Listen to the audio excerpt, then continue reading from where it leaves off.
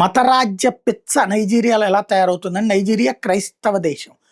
అక్కడ పెద్ద ఎత్తున ఐఎస్ఐఎస్, బోకో హరాం లాంటి తీవ్రవాద సంస్థలు, ఇస్లామిక్ స్టేట్ కావాలనుకునేటటువంటి సంస్థలు అక్కడ ప్రజల్ని బలవంతంగా మత మార్పిళ్ళని పిలుస్తూ ఉంటాయి. ఎలాగిస్తారంటే వీళ్ళు ఓ ఫత్వా జారీ చేసేస్తారు. ఇదిగో ఈ ఊరు 48 గంటల లోపు మతం మారిపోవాల్సిందే, క్రిస్టియన్స్ అందరూ ముస్లిమ్స్ అవ్వాల్సిందే, మేము వస్తాం మీ దగ్గరకు వచ్చాడు, మీరు అందరూ మారకపోతే గనక మీ అంతు చూస్తామని చెప్తారు. అక్కడ ప్రభుత్వం ఏమో వాళ్ళని కంట్రోల్ చేయడం దాని వల్ల కావట్లేదు, సైన్యంతో దీంతో. తాజాగా ఇట్లాగ నైజీరియాలో క్రైస్తవుల ప్రదేశం మీద దాడి చేసి, క్రైస్తవులు అధికంగా ఉన్న చోట దాడి చేసి 3000 మందిని ఎత్తుకుపోయారు, మహిళలు చిన్నపిల్లల్ని.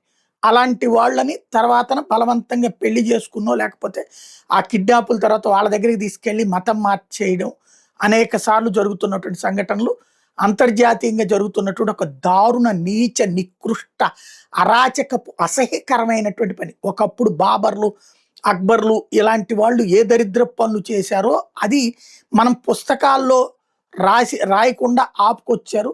పుస్తకాలలో రాయని దాన్ని హిందుత్వవాదులు ఎవరైనా చెప్తే తప్పుపట్టారు. అలాంటి వాళ్ళందరూ ఇప్పుడు నైజీరియాలో జరుగుతున్న సంఘటనలు చూస్తే అర్థం చేసుకోవచ్చు.